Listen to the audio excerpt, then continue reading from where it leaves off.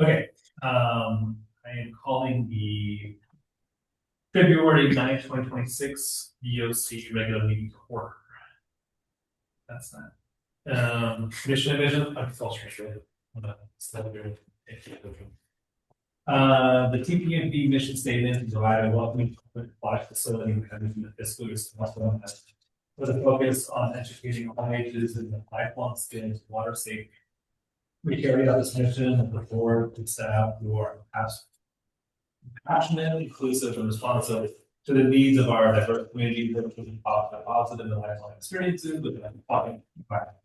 PPNB vision statements contributing to the quality of life in our community and for future generations through welcoming, fun, safe, positive life experiences. And with that,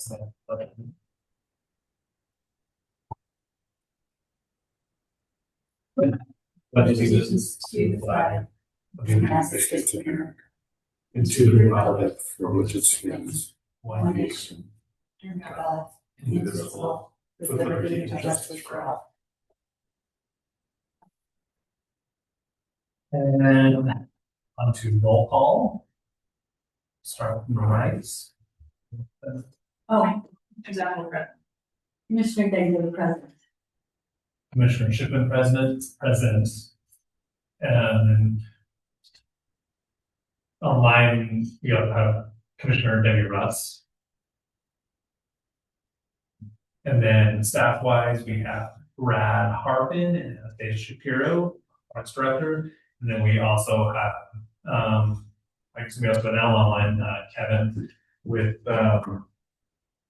sports facility companies. So for the first, we do need to make a motion to excuse Commissioner Jerry Frangillo. Mr. Douglas needs a motion to excuse Commissioner Frangillo Anderson. Commissioner Gangler second. any discussion? Let's hold our next meeting in next time. Yeah, I hope that we have a clear time. She is. I've gotten many things. Very well wished. Be hot. Yes, see hot. Okay, well then there's no other conversation for that. All in favor of that excusing Commissioner Jerry Mantello from this meeting, say aye. Aye. Aye. Is she does Debbie have long? Shouldn't she vote? Yes. Hey Debbie, can you turn your microphone on?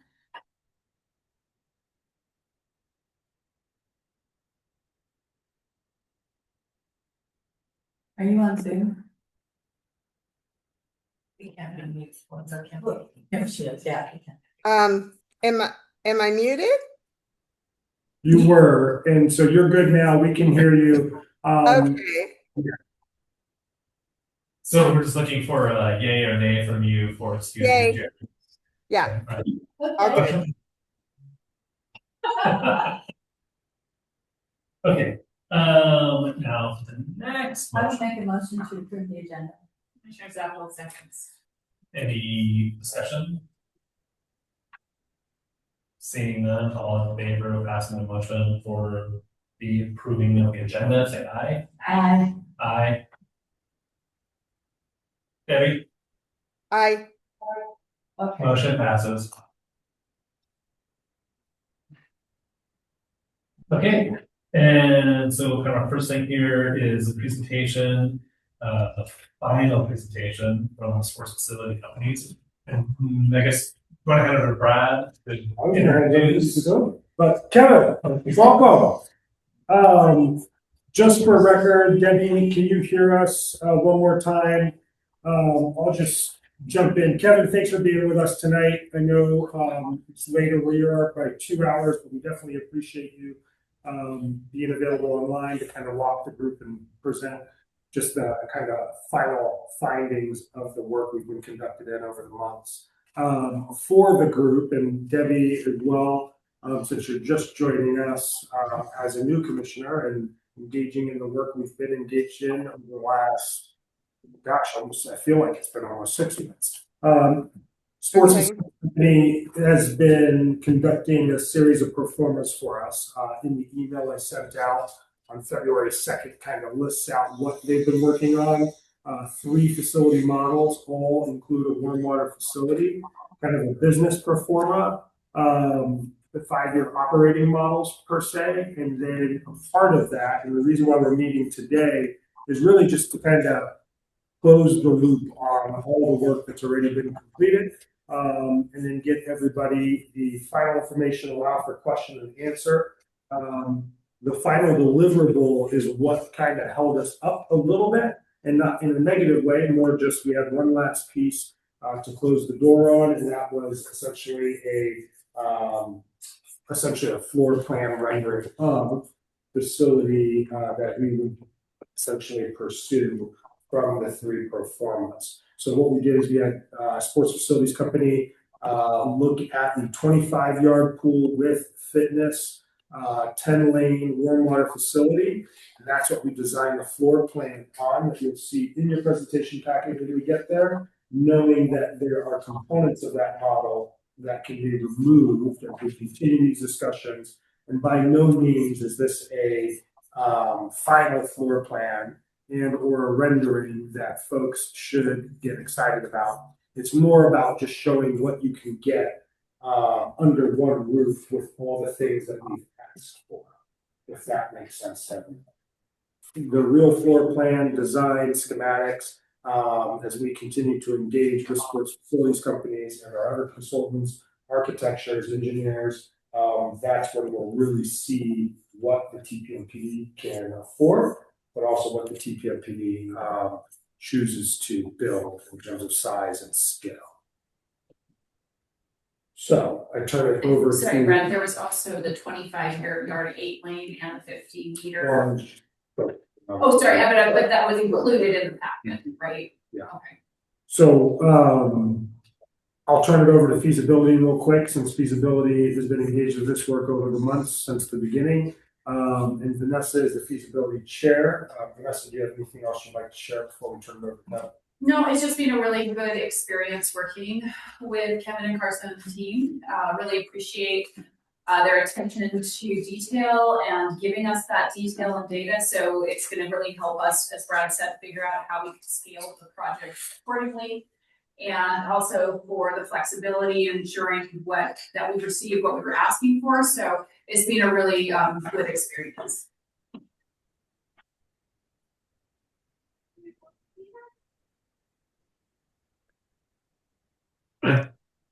All right, Kevin, we'll turn it over to you. Anastasia has the PowerPoint. Do you want us to share our screen? What would be easier for you, Kevin? The easiest is if I share my screen, if that's okay. Great. Let me do that. Okay. Can you guys see that? Mm-hmm. Okay. Yeah. Very clear. Good. Okay. Well, thank you guys. Appreciate you having me back. I know that I've presented this group, I think, one time before. I echo the statements on this project. It has been a pleasure working with everybody. A lot of flexibility, a lot of communication. We feel like that's the best beginning to a project is the ability to go back and forth and have that communication. For those of you that I don't know, my name is Kevin Shu. I'm an account executive with Sports Facilities Companies. My role is on the SFA. We have 3 arms of our company: SFA, SFD, SFM. You don't have to memorize all of them, but I'm on the advisory side of the company. So feasibility studies, financial pro formas, facility recommendations, and then like Brad said, leading projects into development services as needed, and then management if needed. But we'll get to all that as we go through. Please stop me. Again, I can't see everybody, so if you guys have a question or want me to stop, just scream, hold up something or don't hold up anything, but just let me know. There's a lot of slides here. I'm going to go through, in regards to the agenda for today, I'm going to go through our company overview and our process overview pretty briefly. I want to be efficient with our time. And then we'll really focus in on what Brad talked about, the facility programs, the opinion of cost for development, and then the financial performance metrics that we built out, and then insights and next steps as we go forward. So, founded in 2003, our mission is to improve the health and economic vitality of the communities we serve. I talked about that management arm, and so we do manage. Actually, we're up to 130 venues throughout the country, including 17 aquatics facilities. And so what that does is allows us on the advisory side, selfishly, to pull data and pull metrics in real time from facilities that we are managing. So we can get that data and make projections in real time because we do have that arm within our organization. This is an internal approach to venues, and so concept to concrete. We go through feasibility, development, all the way to opening, right? And so we have these services all the way through this little Candyland map we have here. But it's about a 3-year process typically. We are starting there at the financial market feasibility and then the financial feasibility stage. Going into the next step is typically the biggest variation in time. And the reason we say that is because that's where you're building out your development costs and your capital stack and how it's going to come together. That can go anywhere from 6 months to 2 years, building out a capital stack to that magnitude. So our process, again, I'll try to go through this briefly. Definitions of success, we call these out specifically because they're so important and because we keep these at the forefront as we are building out recommendations and projections. So the definitions of success here are to develop a facility that serves as a community hub for water safety, sports recreation, health, and wellness. Maximizing revenue generating opportunities, looking for a financially sustainable model. Increase access to local programs and sport growth, filling in gaps where there is a lack of aquatic space in the market and the ability to fill in that need. And then expand partnerships and rental opportunities to community members and organizations for meets, trainings, programs, lessons, and more. So with that, and we do cast a wide net. So when we start, we did not this is much more of a community focus, right? But we didn't start out that way. So we're looking at the opportunity for in the beginning anyway, for tourism, for the ability to draw in meets and events from outside of the area. And so where we start out is 4 hours. It's a 4-hour drive time from the Tequila pool. And so we look at that as your market capture. So that's your regional population. That's how we define your region is out to 4 hours. And that's also market competition. On top of that, we look at this is an example of some of the research that our team has done. And so we have some basic demographic categories there on the left. And then on the top there is broken down into drive times. And so up to 30 minutes is what we consider your local market. And then up to 4 hours is your regional market. And then we kind of sort through and look at those different metrics, seeing if there's any red flags or any opportunities. And we do see plenty of opportunity here, just to kind of cut to the chase on this one. On the bottom, spending on recreation lessons. When you see that number, we look for that number to be hovering a little over $100.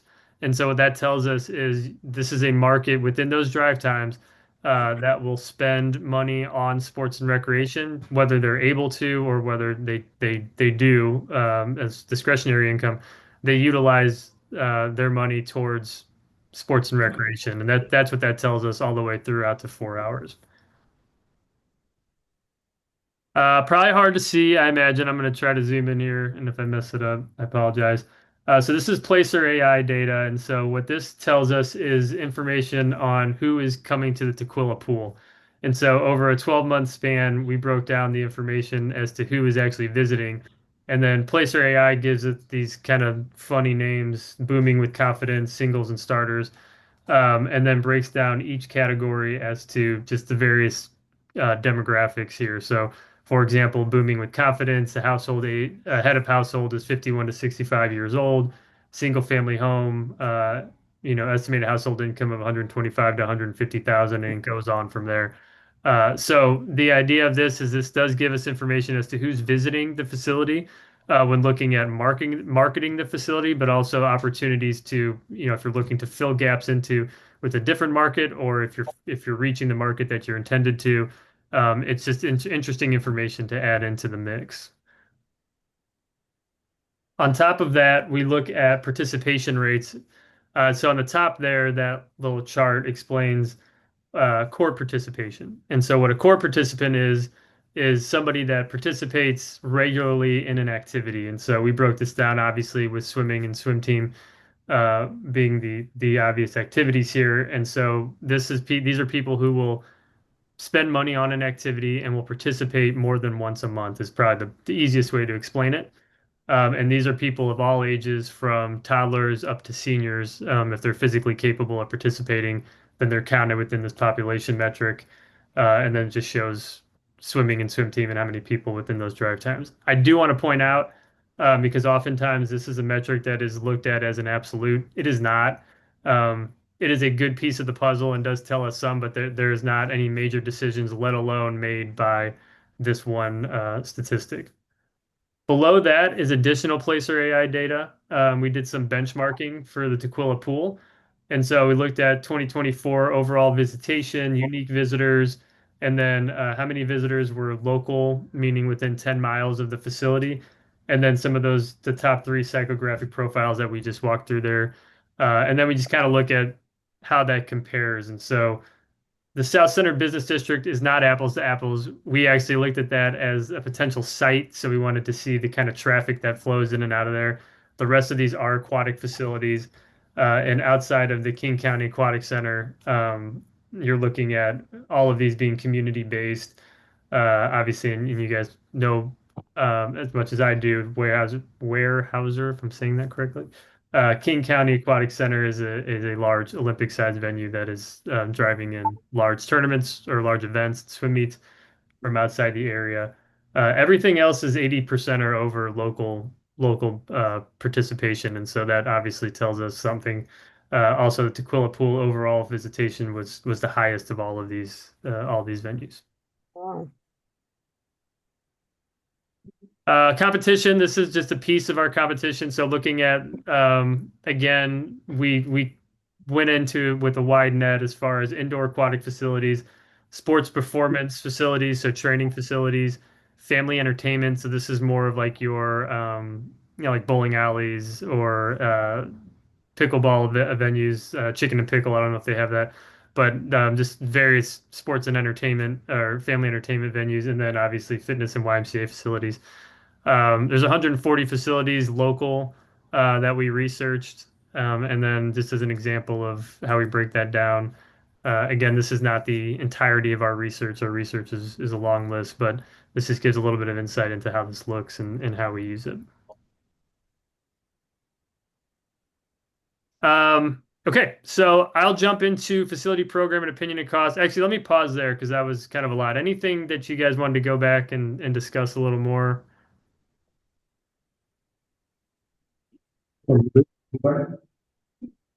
Well, I was gonna say that the previous one, when we talked about like the Tequila pool in comparison to the federal way, the KCAC, that like those numbers seem like way, Oh, yeah. like way too high in comparison. And so like I think like that's just asking like the question like if like that like the geofencing you're looking at like the whole entire area of the I guess like the Foster High School and middle school So there it areas. is. Okay. Okay. I mean, it's like a really high number. I mean, it's like, I don't know. I guess it almost seems like unimaginable that we're doing almost as much people coming into the pool as Federal Way. Federal Community Center? No, Oh, KCAC. No, so Kevin, what I just actually shared with Aaron was the responses that you had given or Carson had given. When that came up at the retreat, and the question was, is it possible to see if the Tequila Pool geofence for the software includes the surrounding area, school stadium, etc. It's not limited to this building, and it says, as shown below, the Tequila Pool geofence only includes the aquatics facility, not the surrounding school and other assets. Right. So that's just like the cell phone pings in that space, just at our facility. The Tequila Pool, yes.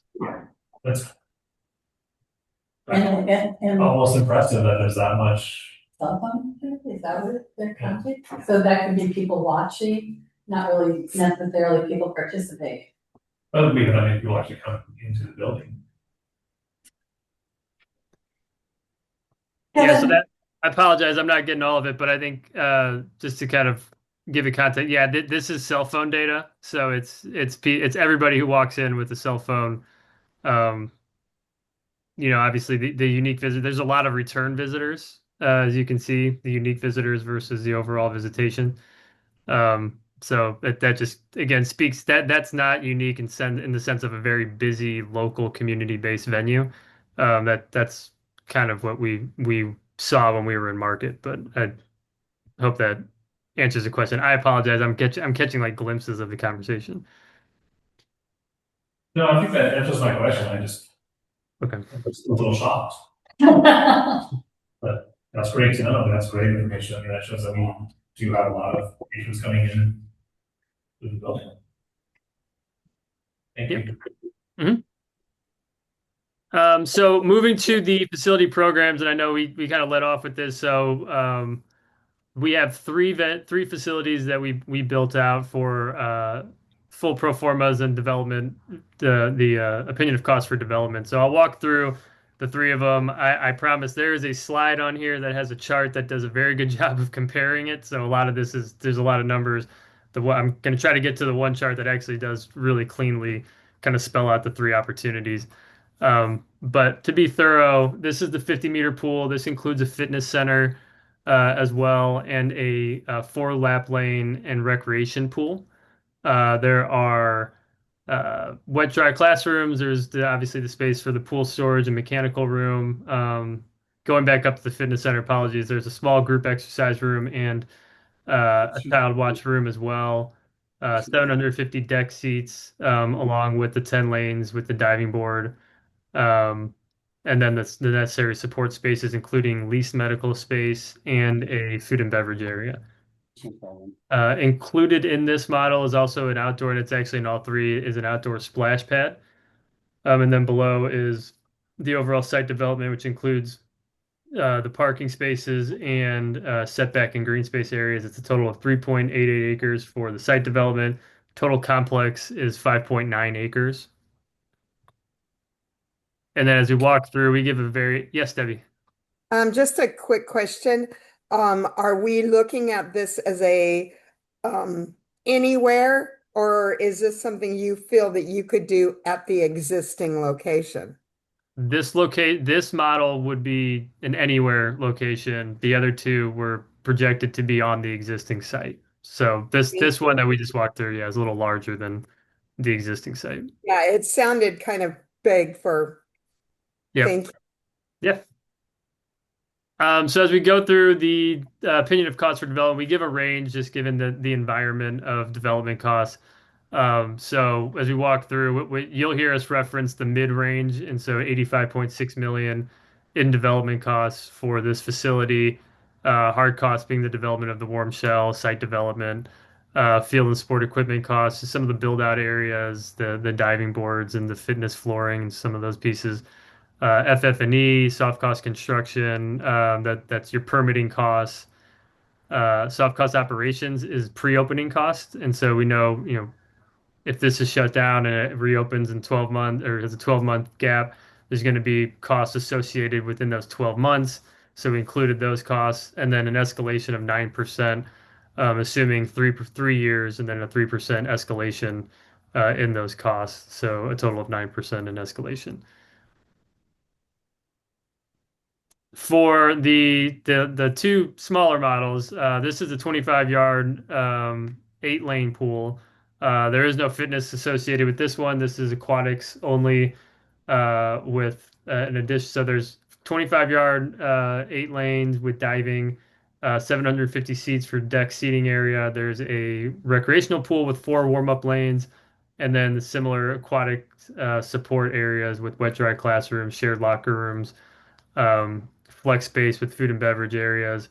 The outdoor facility again is the splash pad area, and then for site development, total of 1.77 acres and 2.85 for the total. This was envisioned as being on the existing site. When we look at use of funds, one thing I do want to point out is there are no demolition costs associated in this. I know that was a discussion with the team. We do have, and this is why we wanted to be a little more conservative on this. Demolition, there's a lot to consider that we just, we didn't have our development team go on and do, topography things and looking at the soil and how that'll break down and what the condition of the location would be. So there are some costs for demo that we were not exactly fully tied into.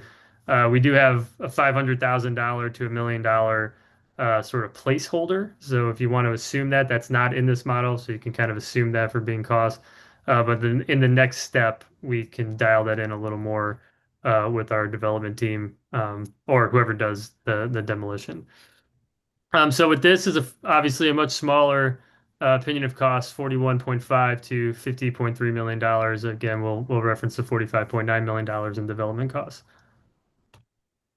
Then lastly, the 25-yard 10-lane pool with fitness center. This does again have another fitness center, 7,000 square feet, which includes the fitness components, a small group exercise, and a child watch room.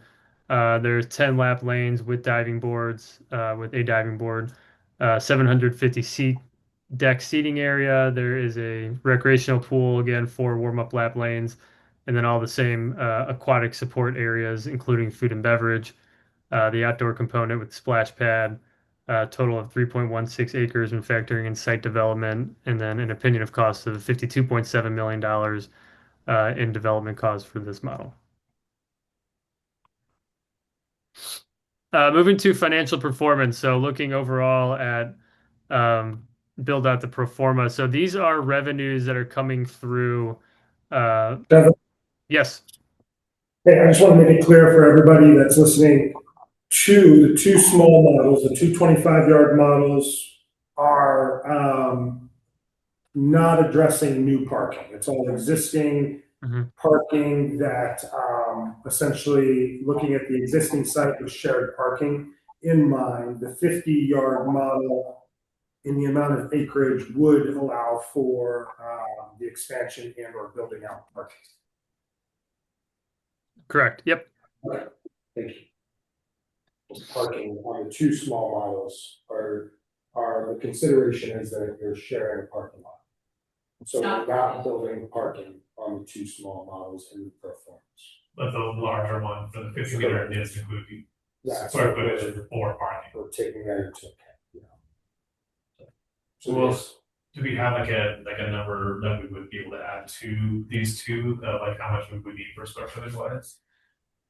For parking, if we were to be totally outside. we have a number.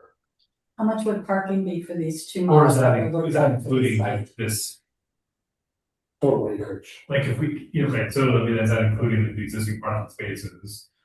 I mean, is that saying that like, if we were to go to a totally different site, we would just be a site that, is about 3 acres?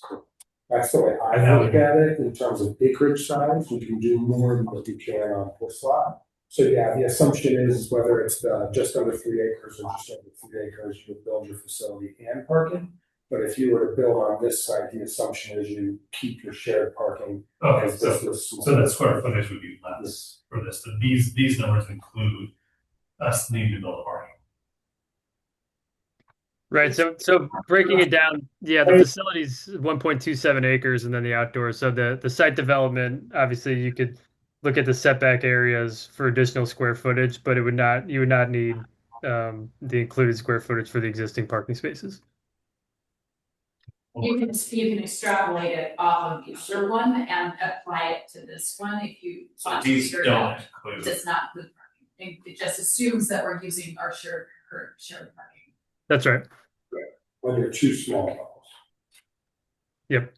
Yeah, the large one is all tied in.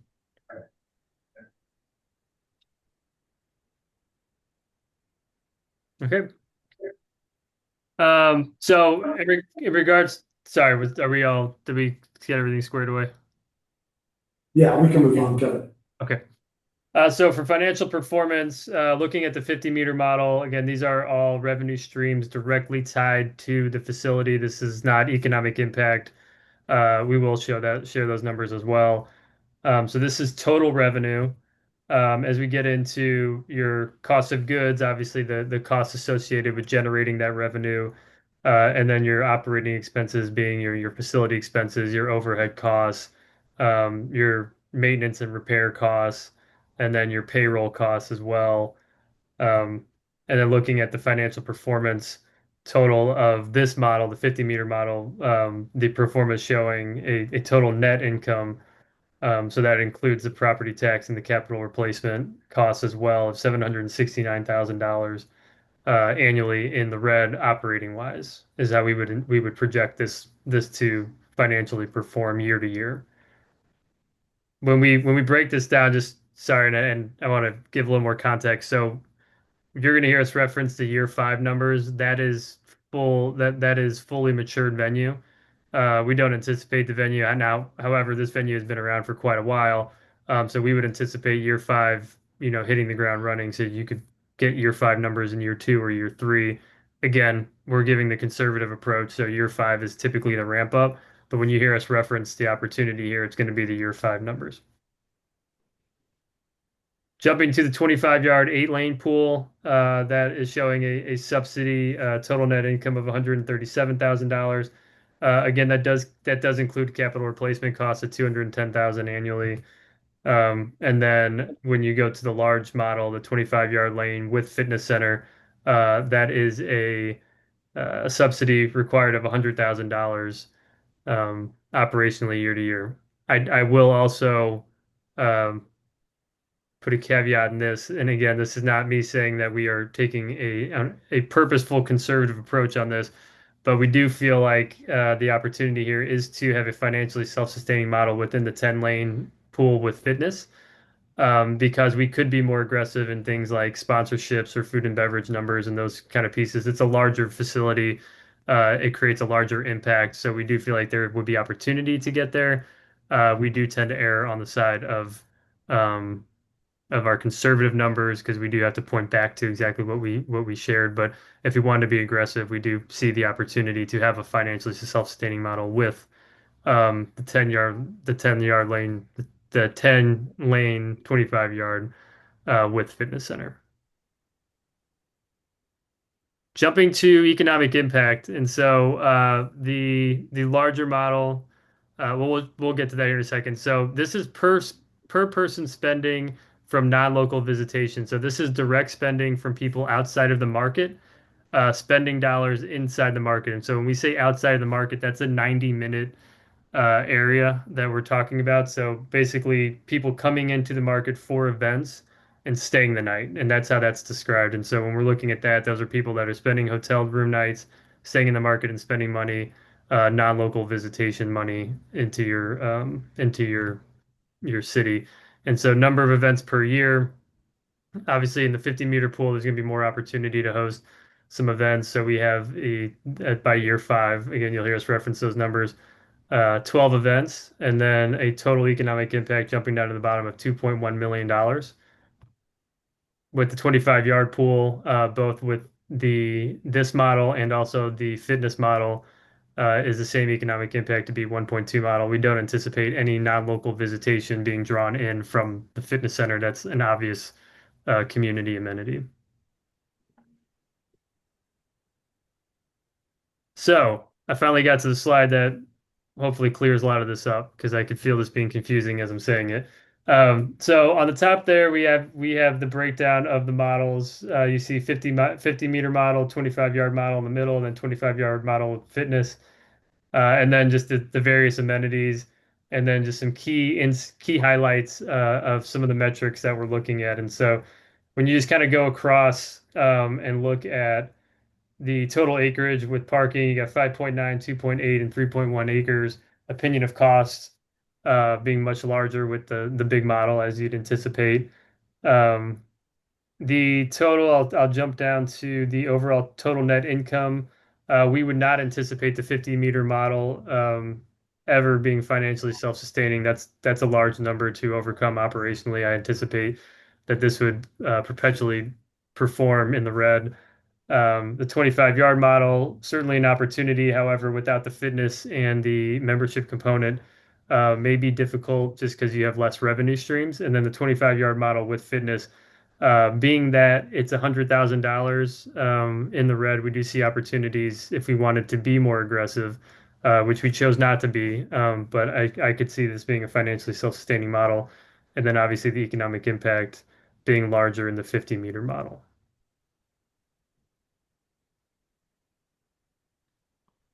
So jumping to concept design, and I think probably one of the questions that we're going to get coming off this is where our recommendations lie.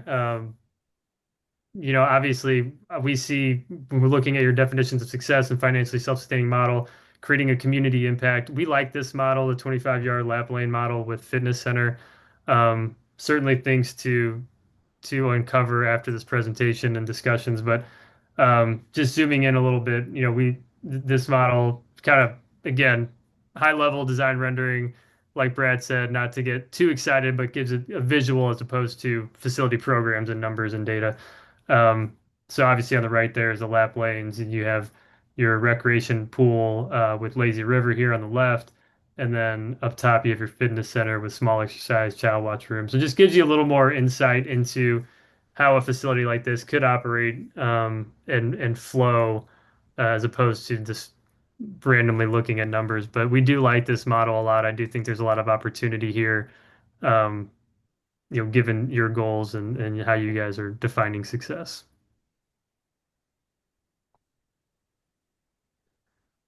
So wrapping up key insights and next steps. Key insights, obviously, kind of gave it away, but the 25-yard model with fitness provides an opportunity to create the most impact and potential for long-term financial sustainability. Having a membership model, having fitness there, um, being able to drive people to the facility that simply outside of aquatics is a tremendous opportunity. It's not without cost. So we understand that as well. The facilities have the ability to host regional swim meets to bring non-local visitors. Not a major focus of the design of the facility, but certainly, 1.2, $2.1 million, whichever model you're looking at, is an opportunity to bring into the community. Expanded facilities, they will allow for additional programs, offerings, as well as revenue generating opportunities for the facility and the community. And then wrapping up, just discussing next steps with the team. Obviously, I know you guys will have internal discussions and discussing with your partners, local community partners, operational funding mechanisms, looking at those sorts of things, which I know Anastasia and Brad are looking into already. But we are certainly here to support, and we'll continue to support the team with additions, changes that need to be made to this model, and then also next step services as needed. So with that, I will pause. I can turn it back over to Brad and the group. And if there's any questions or further conversation, I'll stay on. Anybody have any questions that Kevin can help us with or shed light on? I have a question. Kevin, this is Commissioner Ellen Gensler. I'm curious, can you hear me? Yes. Great. I'm curious on a couple of different things. As you know, we've been having some challenges with location. So if we were to partner with a Parks and Rec department who would have fitness facilities and things like that, I wonder if sports facilities companies would want to maybe, and I don't know how much land available is. This is all big, pie in the sky kind of talk.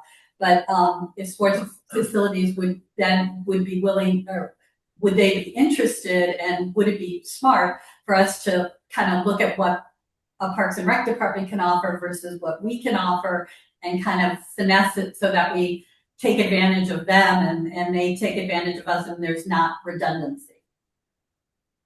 Yeah. So simple answer to that is yes. I mean, we do this across the country, and at the advisory side, we do 250 to 300 studies a year. A lot of them are municipal projects like that. One thing I would say is just understanding your goals and how you guys are defining success, as long as that works hand in hand, then yes, absolutely. And we do see that often. Obviously, when we look at recreation centers with the aquatics attached to the recreation center, if that's something the city wanted to pursue, we're certainly open to having that conversation. Well, and Tukwila is kind of an interesting city because there's the business district, which is South Center, which is the place where a lot of people come from, 4 hours away to do different things, including like iFly and bounce courts and all sorts of stuff. And South Center is trying to make their businesses more experiential versus more, mall stuff, because that's what South Center basically is, it's a mall. And whenever I think of, when I think of the community and the community pool, I don't know that we're getting those people who are 4 hours away really coming into where we're currently located. And would sports facilities company think that, depending on the location, we might need to look at what the options are and who are the clients in those very different locations, a neighborhood versus a mall. Yeah, I'll say this, and I think this might be the avenue we're going down, is if the focus turns to driving people from the 4 hour radius that we talked about for tourism and staying overnight, that's sort of it's the municipality would certainly need to be involved among other partners. And the reason I say that is because you're now getting into a specific amount of inventory. So like a community center, like a recreation center would not be a tourism draw, even with the aquatic facility. Now, if you added an aquatic facility that is larger and you want to draw on events, that's not really a major tourism driver. What is dense sports. And what I say by dense sports, I mean sports with lots of participants. So court-based, that's why you always see volleyball and basketball facilities going up. Soccer facilities, because there's a lot of players, a lot of, grandparents and parents that come to those. And that gets into a whole nother question as far as development cost, right? And that's an arms race. And so if that's the focus, that's certainly something. And if it's not, we also do a lot of local community recreation center work as well. But just to kind of make sure we're setting the right expectation, I don't see a community center drawing people in from 4 hours, right? It's going to be locally based. And you could even maybe pull in from 60 minutes or 45 minutes, depending on the market, but it won't be a tourism driver with, a fitness center and like 1 or 2 basketball courts. It would need to be much larger than that. And to your point, yes, that would probably require some partners, but that could be a separate discussion if you guys wanted to have that for sure. Thank you.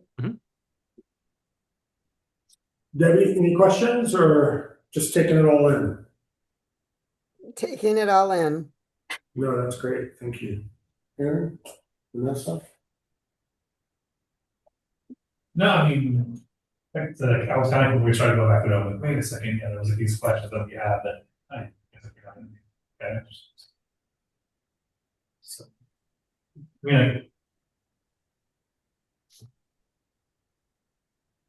I think it's great information, I would say kind of confirms our thoughts on like having like closer to 10 lane, 25 yard pool with some sort of fitness-esque space, not necessarily full gymnasium. But I think that's the challenge, it's site dependent. So, yeah. No, I just really appreciate the level of detail because I'm able to go extrapolate stuff and scale up, scale down, just based because we have enough data that you provided that it's easy to kind of take a look and see different scenarios without creating a whole new study. So I appreciate that. Yeah, and keep in mind, guys, as far as this conversation, we're certainly here to support. So if there's more information you guys need, let us know. We can make edits and we can provide that. We appreciate that. Thank you, Kevin. I have no other questions for Kevin. No. Kevin, thank you again for being available. Thank you and Carson and team for the work and wrapping this up for us. And yeah, I have no doubt we'll probably be in touch as we continue to discuss this and its findings. So Thank you. Very good. Thank you, guys. Thank you. Have a good night. Thank you.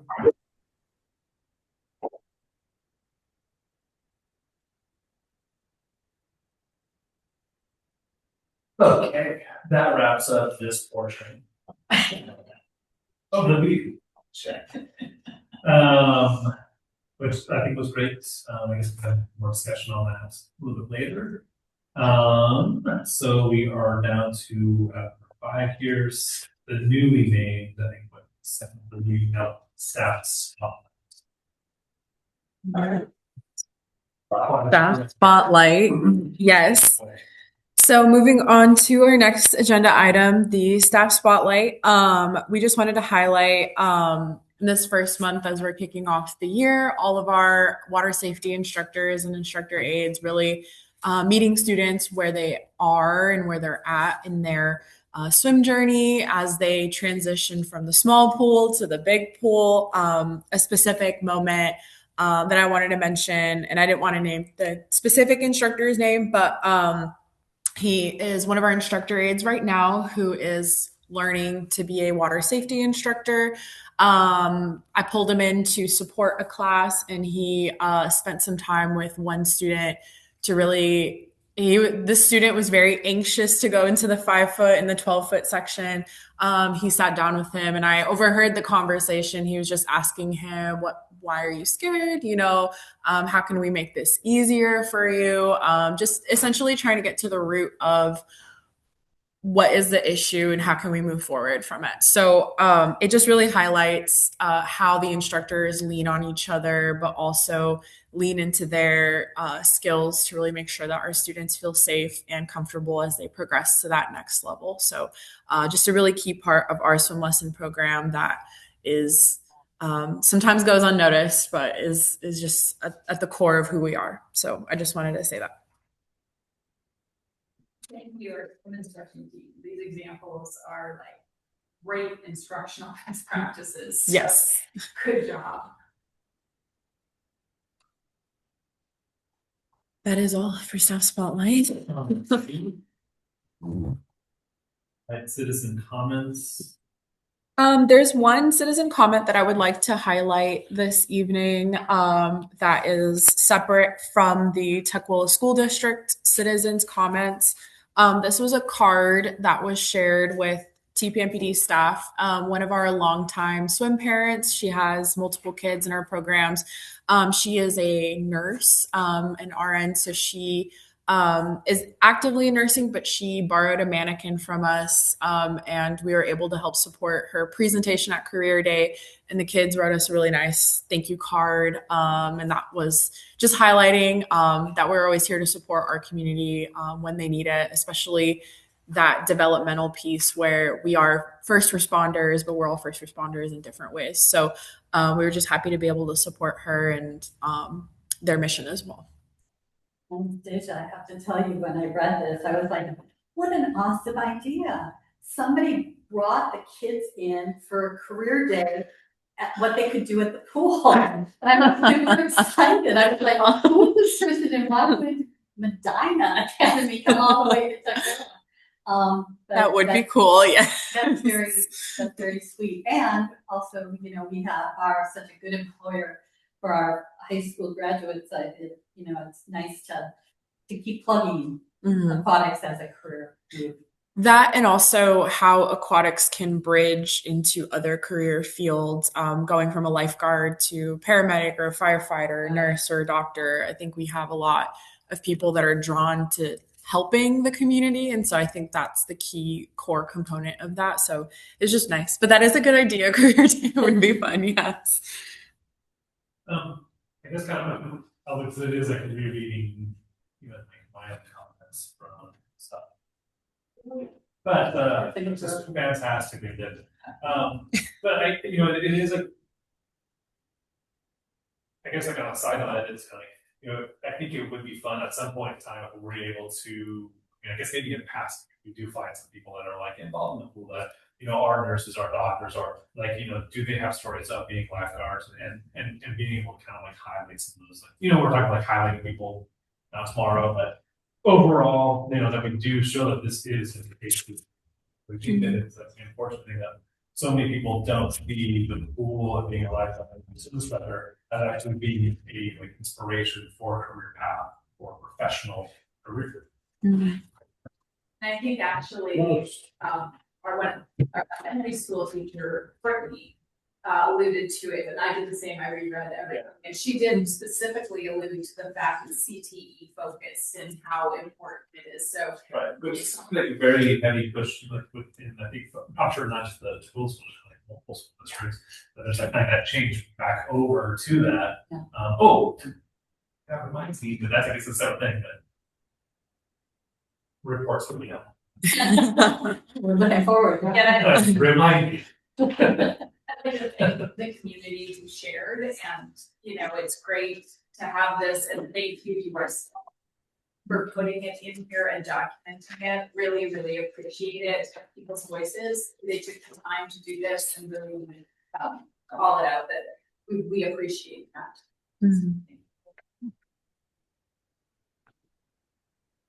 About citizen comments.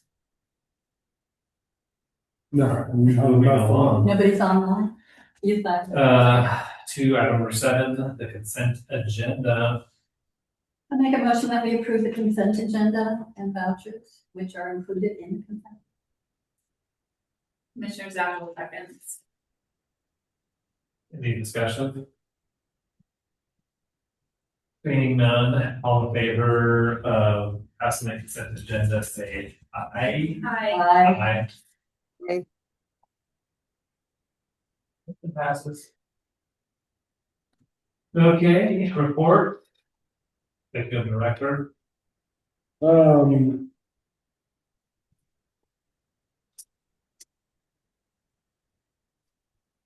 no report out. Just if there are any questions, I'm more than happy to answer any questions. Well, things we've been talking about, things you guys have heard tonight, so I'm more than happy to entertain any questions that I can. So.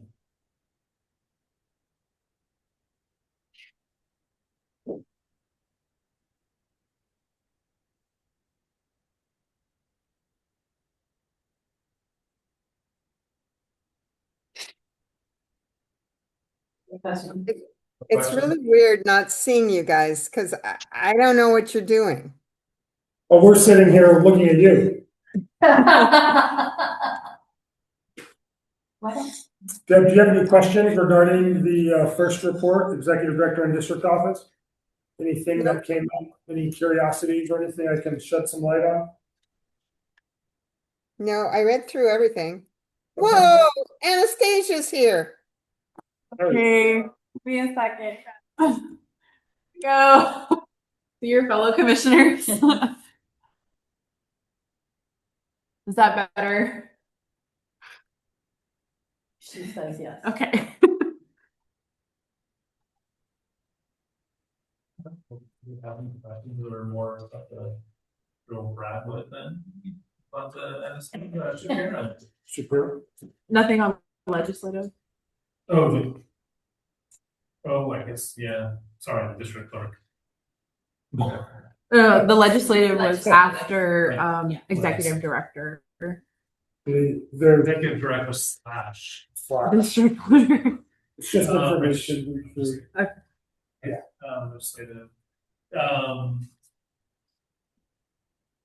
Vanessa, you seem to really like looking through that stuff. Is there anything you saw on there? No, this one doesn't. There's not a ton in this one. Yeah. That really jumps me. What do you, the last item on page 34, Mhm. what's that about? Changing the deadline for forming a public facilities district for regional aquatic and sports facilities? We like to continue to work on the nuances of allowing smaller districts into our folks. There's certain provisions in terms of community size and other pieces that go into this, but I also believe in Eastern Washington, there was discussion where there was the hope to perform a utilities district to allow the creation of recreation services, buildings, pools, things like that. So it's shared municipalities, so the 2 to 3 different municipalities sharing within this type of a district. This is just essentially saying we're going to extend the deadline for anyone interested to allow for provisions under the creation of this type of district. Yeah, there was a sunset for it. So there's nothing really, Oh, okay, very interesting.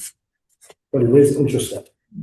Because I'm curious to see what this does for smaller communities, should anybody want to create a utilities district. With no effect on TPP. And what you see in front of you is more information you've received in the past regarding legislative updates. It's just a weekly report, and you also have your contact folks on the front. So I know that's come up a few times. Everyone's always curious, and there they are. And then you also have your calendar in front of you as well. Those will make it into the packets for the March as well until sessions are. So I mean, this for sunset as well. When legislative sessions. Anything that's not out of committee by now? Going into, Yeah. yeah, it's short. Yeah, no, I like the calendar. Yeah. Do it, especially the color. It's good looking. Thank you, calendar. Lost State. Okay, then to operations and programs.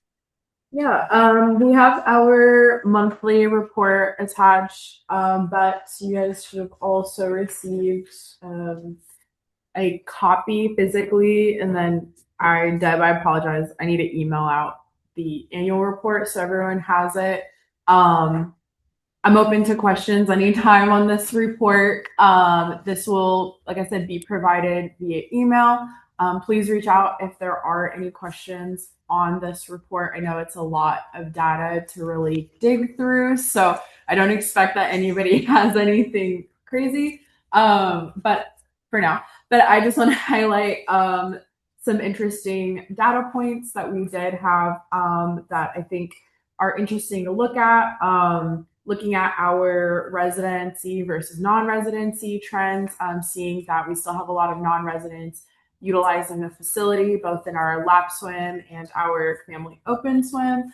And then also seeing that quarterly downtrend in Q3 on scans overall. So the non-resident versus resident, we added a section in here about things to consider in the future. One of those things is specific marketing or intentional marketing to our families on making sure that they are aware that there is a pool in the area for them to use, but also during some of our low peak times, like right now in the winter when we don't traditionally see a lot of families and it's not summer. So some intentional marketing there to not only our general residents, but our families specifically. So, and then also looking at our healthcare reimbursement data, we do see that 68% of our healthcare reimbursement scans came from our lap swim program. But we do know that in our water aerobics programming, 50% of them use healthcare reimbursement. So it is an interesting data point to really look at, as well as our trends. As you guys are looking at scans by time, I just also want everybody, as I mentioned in the description, that is when we have specific lap swim time. So you're probably going to see our primary heavy hitters when our lap swim is scheduled and active, which is 5:45 a.m. to 2 p.m. So you're going to see a bigger spike in usage during that time frame versus our obviously 4 to 7 p.m. when we have swim lessons. But then you'll see a little bit of a spike for our water aerobics programming. So just know this is consistent with our schedule. It's just interesting to see how the data points fluctuate throughout each quarter per time. So I just wanted to make that data note as you guys are looking through this report. There were a couple other things that I wanted to highlight on the program side as you guys are looking through the programs page, highlighting on page 10 and 11 our scholarship usage and our Mako Sharks program. So we're starting to see, so hopefully by the end of this year, we'll have a 3-year data comparison of our scholarship program as well as our Mako Sharks program. So we did see quite a few scholarships, specifically our ARC scholarship usage pretty much skyrocket, especially during our summer swim lessons, which is in Q3. That's session F and session G.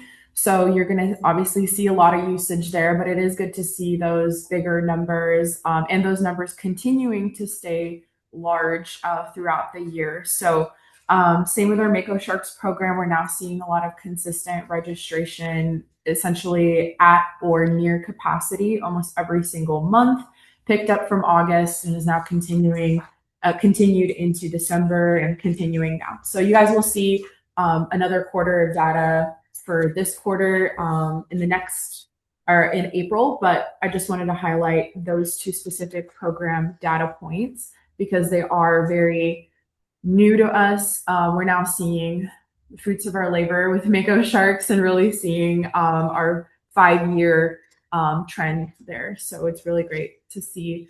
Our water exercise there's really not much to highlight other than just seeing overall consistency, which has contributed to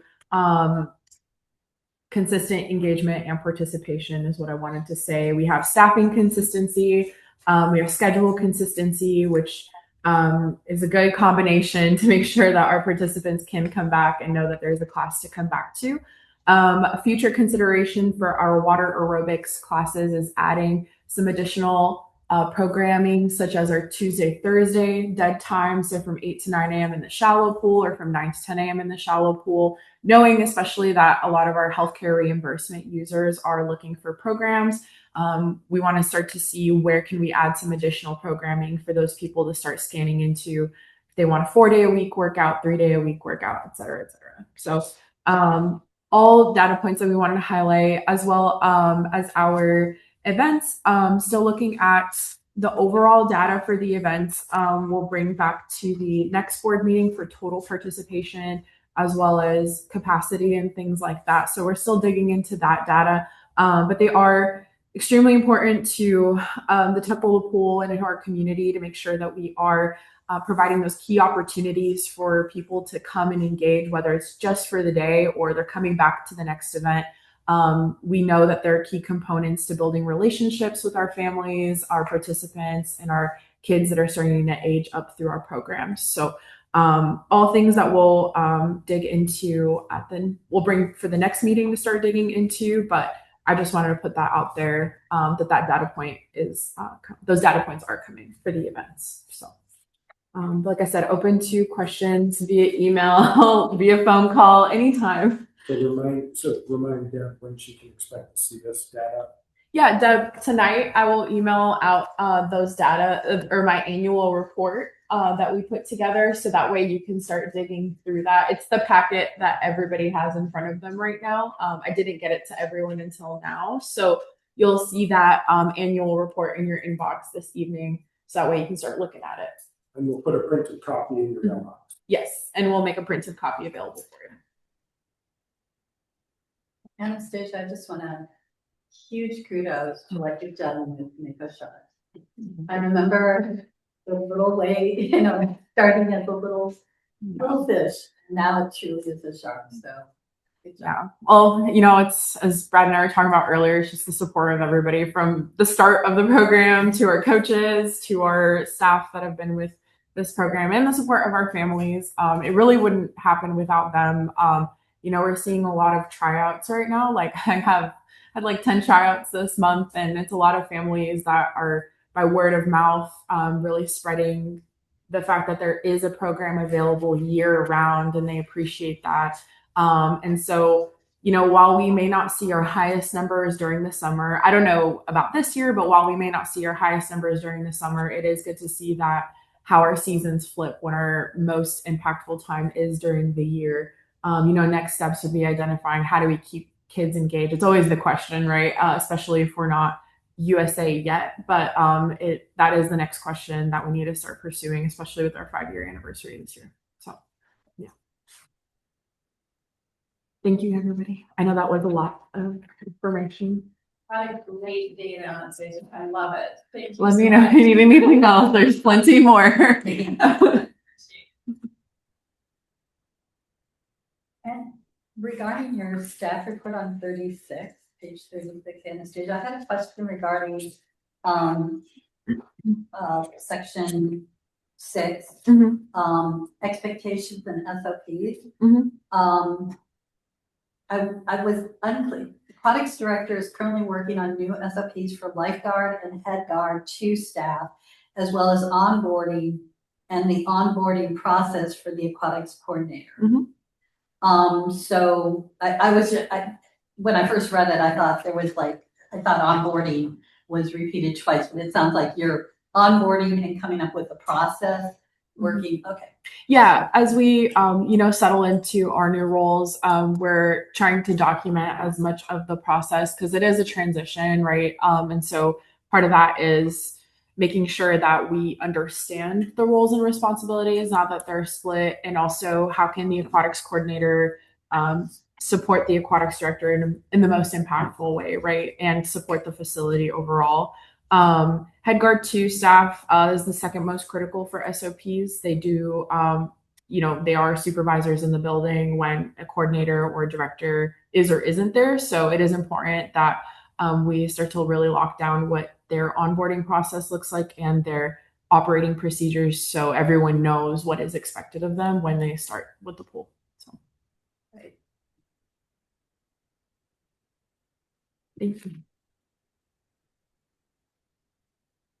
Taylor, In your training and outreach, anything interesting happened with the city of Tacoma? The meeting was it was good. We just kind of discussed a lot of what their events are that they're doing and what we're doing. But we did talk a little bit about I just asked some questions on how they're seeing their event participation trends, because that is a question that we're talking about, just to get another perspective, a key perspective that from them, in their opinion. I don't know about the data to support it, but their anecdotal perspective was that maybe looking at a different day to host events, seeing as though the weekends families are engaged in a lot of sports and other activities or family time. So events may not be their key priority, or they're doing errands, they're at South Center, things like that. And so they said something for them that they considered is looking at different days for their events. The only outlier they really had was their Halloween carnival, because they got a huge explosion of participants in that one. But as for the other dates, I'm curious to see what their event data looks like this year, as they're starting to have more events on weekdays versus weekends. So just a consideration point, but again, is all verbal, so I don't know what supports that. But it's a good thought. Yeah.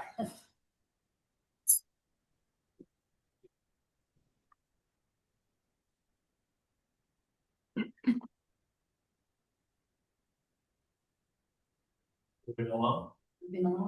Moving along. Tacoma Pool Advisory Committee. I guess it's kind of stuff here. Executive director update. The executive director wasn't there. Finance did a really great job. Yeah, all some of these ones. And then operations. I think the quick review was in like the policy 220, a little more on the bylaws. More discussion on the coordinator for the aquatics coordinator job description. And I think, maybe on that one too, like a little more time to kind of get to know Debbie and Tim. That kind of nice. It was nice. Which was lovely. Once I had.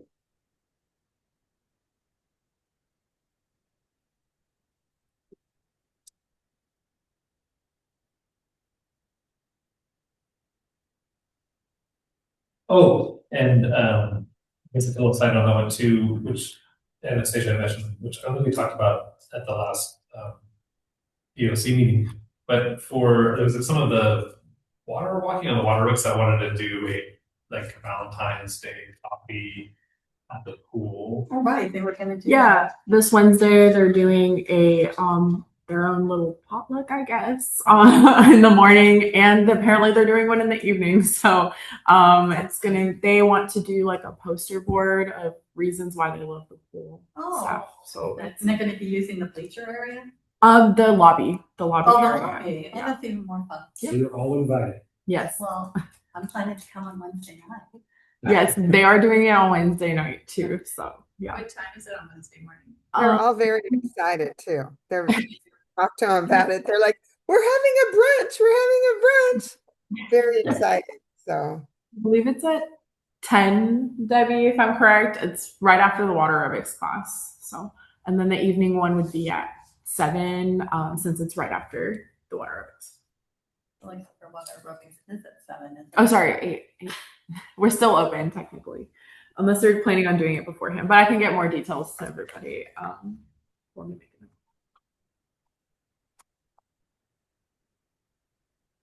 That's pretty cool.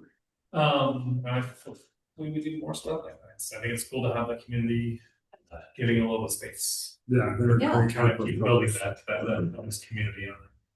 Make sure to take some pictures. It'd be cute. You could make it into a heart. Okay, let's do back. The other question on that one. Finance committee. Welcome to finance. Pretty straightforward meeting, update on district income and expenditures, operational income and expenditures, new business. We discussed policy 520 procurement to ensure that we are able to issue a credit card with about $2,500 spending limit for the aquatic instructor. So that way there's no sharing and or handing out those cards, supports kind of our auditor and all that other type of fun stuff that we want to make sure we're in line with. Annual operations deposit account funds transfer, which we'll get to later this evening, was also discussed. The 2026 Finance Committee work plan meeting schedule is an ongoing discussion. Also is discussed, as well as our financial SAO audit regarding a 3-year financial audit, accountability audit, and there's 4 in the works, but for finance, it's our 3-year and our accountability. And Questions, comments? next meeting, February 24th. It was scheduled, but may be canceled. Just saying. I think I know problem. Jerry. Good. We'll be making decisions on that next month. Oh, thank you. If that's your next question. I have a question. No, what's my question? Oh, that was the question. Oh, great, that's a great question. Jared. Moving on. Okay. Good. I think that's on the feasibility then. Yeah. Yes.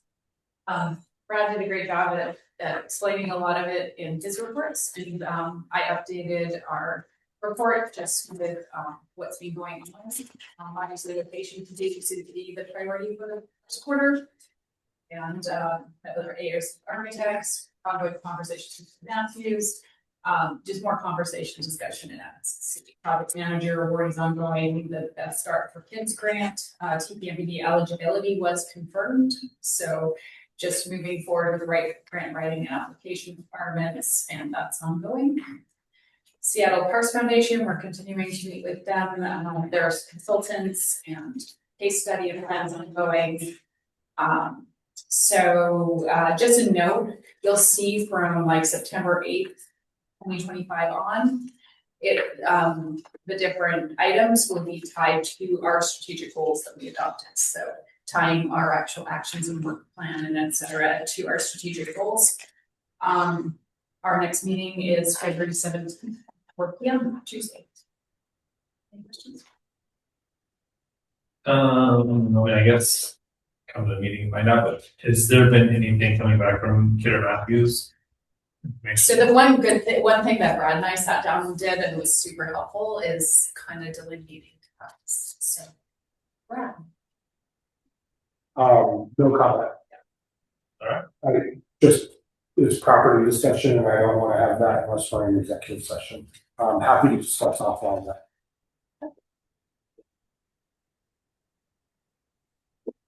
Okay. Feasibility? Done? Done. Okay, wow, we are into the real stuff now with business hours. Real stuff. Real stuff. We spent an hour and Real 15 minutes on gavel that. stuff. Right, so first A is the sports facilities, companies, approval of final payment and deliverables. Make a motion that we approve the final payment. Commissioner Zappa seconds.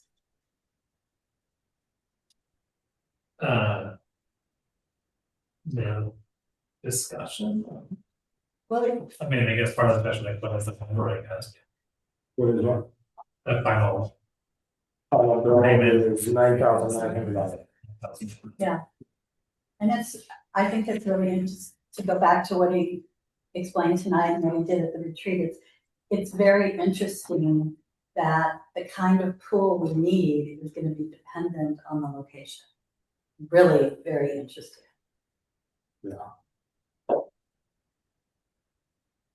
And just as far as FSSC, they completed all the deliverables as requested. I thought they did a great job.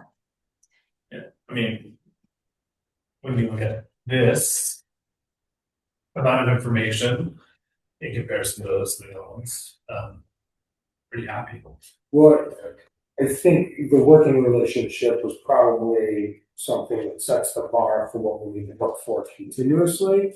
Obviously, the type of work we were requesting from them is going to be different from the things we look for moving forward, but this was definitely a more professional and positive experience in terms of the TPNP and sports facilities companies working relationship. And I would hope that we can find something similar for all, whether that's a project manager, architect, engineers, anything moving forward. So they did a phenomenal job, and I would work with them on multitude of things in the future. So yeah, good team.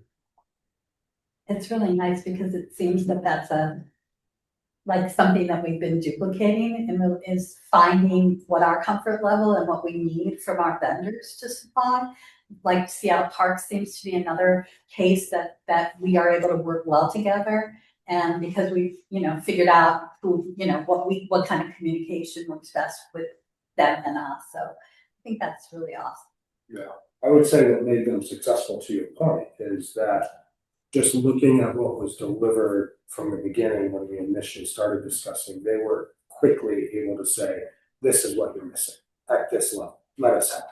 And I think, to your point, yeah, we need people to help us ask the right questions and then also guide us in what we're missing to get to that informed decision. And I think that is the goal moving forward, is everything needs to be well prepared, presented, whether that's site options, project manager, this, that, everything throughout this process.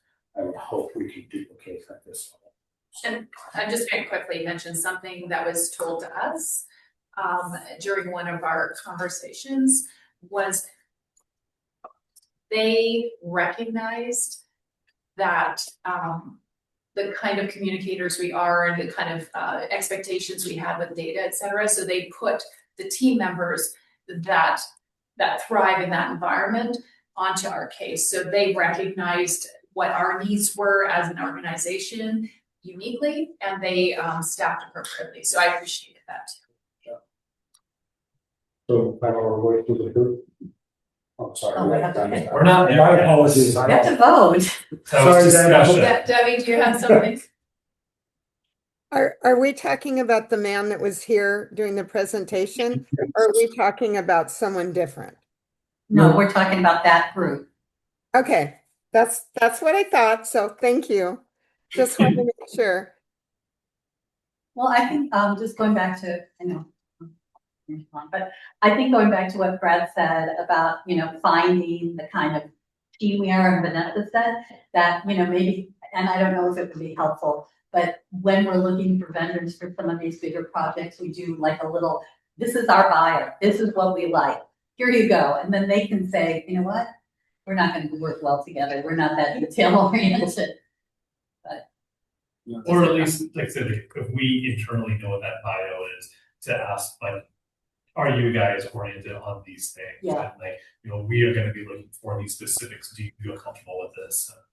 kind of have like our pre-set questions. Our And just checklist. kind of like go down the checklist. Yeah. And can you deliver at the level in which we can't? And I think that's right, and to that bio, to that checklist, is can they deliver to a group of individuals, commissioners, volunteers, and staff members, that this is not our expertise. We're not a large public municipality with endless resources. And so you need people to be able to bring us along the journey. And that's what sports facilities companies did, is they brought us with them.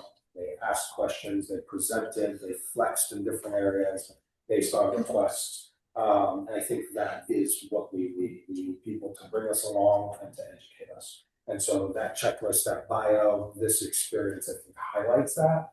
And I do feel the district got this one right compared to our previous experiences. And I think we actually have recognized that even just with our most latest discussions with architects and project managers at being candid and honest at where we are and can they meet us there. And so I think Brad's been doing a great job at being very forthright with it, and that's very helpful. Good for you, Brad. Don't waste any time. Debbie, try that. I have another question. Because of the way everything we were going to be losing money at, is there any reason that we need to be self-sustaining, or does the city government continue to support us as time goes by? The city government does not support us. So So we're operating in the red.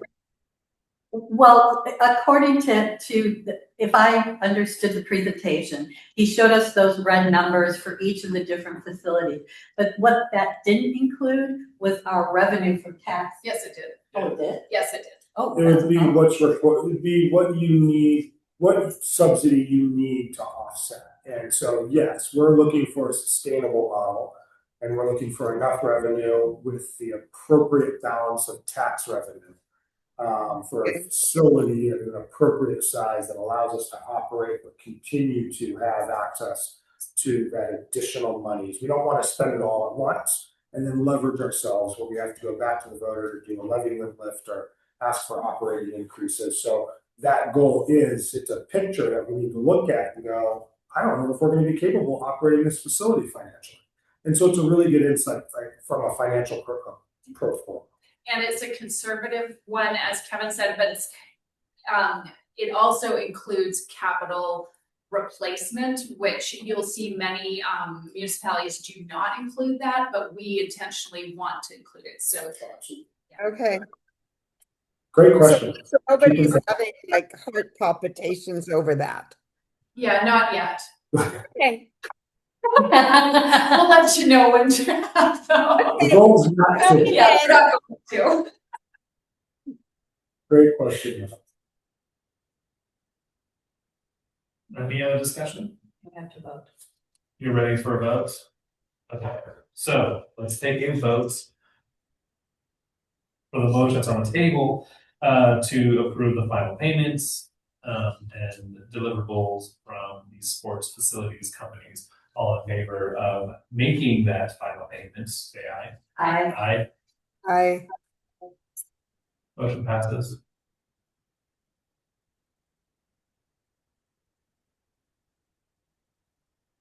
All right, B, annual operations deposit account funds transfer. Brad. 2026 annual operations deposit account funds transfer, seeking approval from the board to, and this is an annual item we do every year to move our monies around. We're able to reconcile the previous year.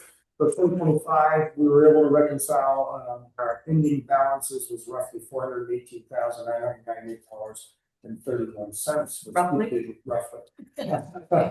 Until I do that annual report and filing other things.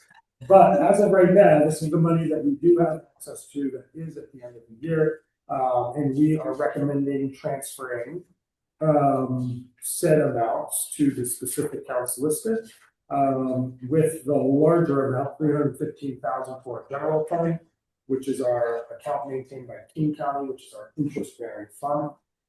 So this is what we are at. So essentially what we're asking for is approval to make those transfers and start accruing interest.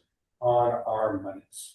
Commissioner Zephyl makes a motion to approve the annual operations deposit account revenue transfer, $50,000 checking account 5669 and $350,000 to general fund account 2969. Commissioner Gangler, second.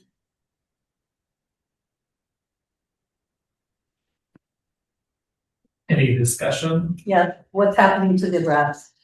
Sits in our, other account. Non-interest bearing? Yeah, to some share US things.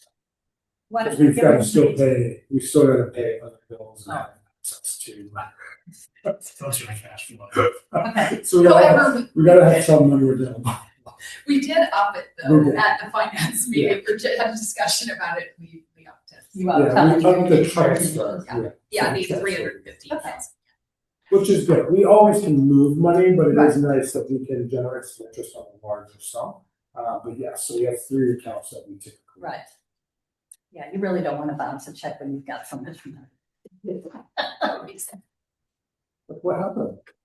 And I think, for Debbie's previous question on stuff, I mean, this is what the hopeful thing is, even with the new building, is that we are transferring money into savings every year.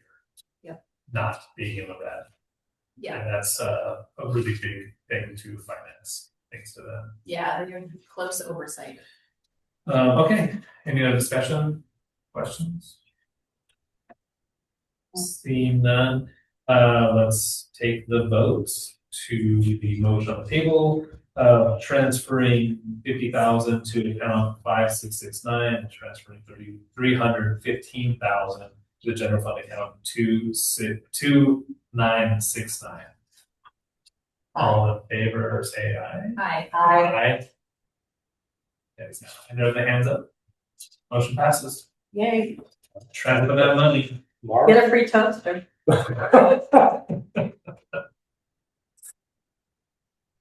Okay, item number C, coming back from last month, the aquatics coordinator job description.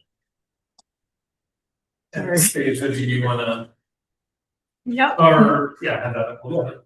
Yep. On me. Well, we're bringing this one back to the table.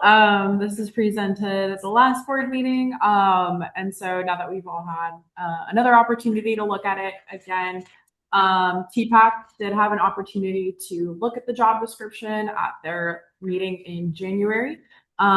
There was no comments or concerns from members of TPAC about the job description itself. So I'm bringing it to the board for approval. Again, the aquatics coordinator, just to refresh everybody, this was part of our restructuring.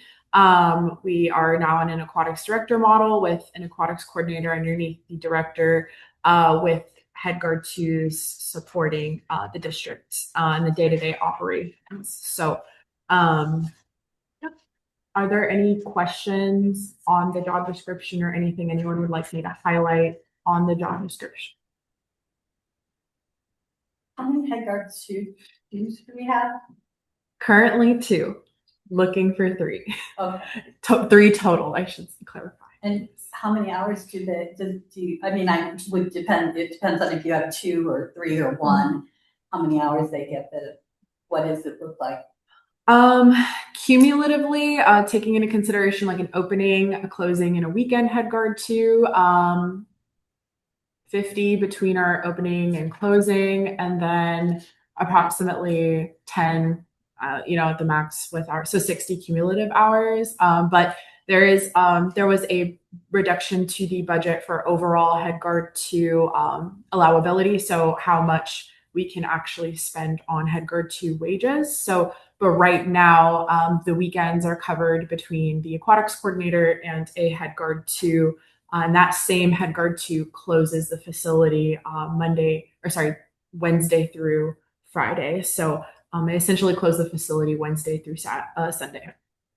Yeah, but there is definitely a need for some additional support to ensure that breaks are being taken care of appropriately, and that there is adequate coverage in the building should anyone need to step out and do anything. So.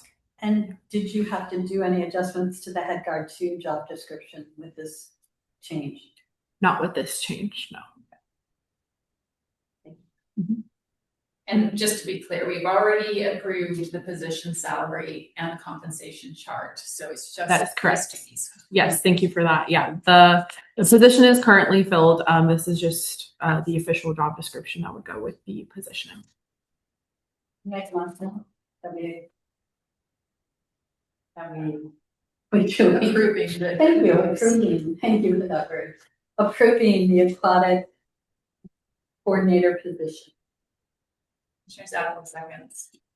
Any further discussion? Thank you, Anastasia. Yes, thank you. And seeing none, all in favor of approving the aquatics coordinator job description as written? Say aye. I Aye. Hi. Passes.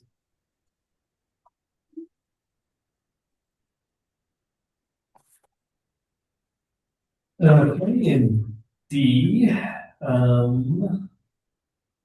this is just a conversation, right, on the ad hoc feasibility study steering committee who is standing. That would remove the feasibility from being an ad hoc committee into a standing capital development committee. Is it discussion or do you want it? Well, I think we actually want to do approval. Sorry, I forgot we want to do approval for us, so that way, next month in March, we can appoint commissioners to be on that. But we want to have the committee set up. That will be just asking later. The whole. I think we're trying to figure out keeping things leading up to March and it's.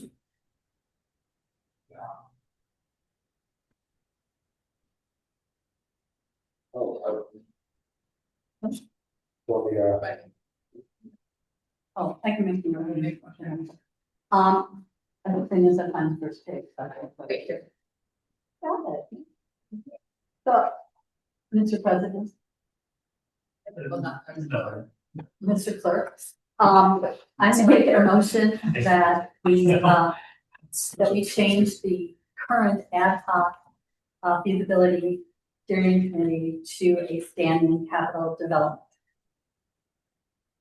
Commissioner seconds it. Gotcha. So I'm curious what the role of the, so I'm looking at for establishment for the Standing Capital Development Committee. SPDS would include 2 commissioners, an executive director, the aquatics director, the district clerk and or board of designee as 1 TPAC member. I'm curious why the district clerk is included. I mean, I totally see why executive director and aquatics director. why? Why? Yeah. Couple things. I think they should be at every meeting. You support us on all pieces in the back office, front side, contracts, compliance. So just to have them listed and be a part of that, I think is critical. And then 2, they're also potentially the rotating individual who may be taking minutes, meeting minutes, all that. So, and to have it listed here supports where I need them in the sense of like ownership of where's my schedule, where do I need to be? And that particular position is also on the finance committee? This particular position, yes, attends all finance committees, leadership meetings, TPAC. Okay. And Is there a reason- Can I? Or go ahead. is there a reason why we need so many committees? Actually, this is actually a pretty good level of committees. Yeah, but I say that because, yeah, if it feels like a lot, I think it's not. It's appropriate from BoC. Then we have leadership. Leadership is kind of just behind the scenes. We're meeting with the board president, board clerk to really discuss anything and everything internally, but also set the board packet. So after that, we then meet as a board. And then after that, finance committee, it also supports kind of compliance, oversight, auditing requirements, requests. Some of the redundancies are necessary. but also financial approvals. Financial approvals, thank you. So finance committee, absolutely. Because, actively working on development, it is critical that we have a standing committee focused on capital development or future development in all forms. So do you think that there's gonna be an end to the capital, like, we build a facility and then capital development goes away, or maybe it changes into a different, like? Yeah, it's a great question. I think it changes. I think the capital development committee starts to slowly become, in my personal opinion, and we haven't even. No, we chatted about this, a capital, facilities committee, yeah. And or future, there's other fundraising to be done, scholarships, endowments, things like that. So I think it becomes a long-term committee. Yeah, I mean, as long as we have a facility capital, it's helpful to have that. And Brad drafted this, I'm totally in support of it. 100%. It's time for it to be a standing committee, just the volume and depth of the work that's happening. It's a standing committee. And I think one of the things that we've been looking at, we've been discussing about it internally with the finance committee, other areas is what does representation need to look like from commissioners and volunteers? And I feel we're at a part in feasibility where having multiple voices at the table is now more than ever critical based on what's coming down the pipe. Yeah. So I think with TPAC and 2 committee members as well as the staff liaisons, and then anyone else who chooses to join or wishes to join the committee will be critical. And then the last committee, Deb, just to answer your question, is TPAC. We actually lost a committee, or sorry, we didn't lose a committee because it's found. We know where it's from. We dissolved Program Marketing Outreach Committee. So we actually reduced by 1. Just a heads up. And the advisory committee is, once again, that's separate people involved, although we have commissioners representing, it's the advisory committee. So we always want to have our community an opportunity to help participate. Do you feel like it's a lot that you said? To me, it seems like the same people are in a whole bunch of committees. Maybe we should just have a bigger meeting. It just seems like a lot of committees, but I'm new on the block. To you guys, it seems like, yeah, we have a lot of committees. To me, it's like, well, the commissioners and the same people that are at this meeting are on this, would be on the, anyway, I just didn't know why it couldn't just be. Great question. And Vanessa's It's gonna like a lot to me.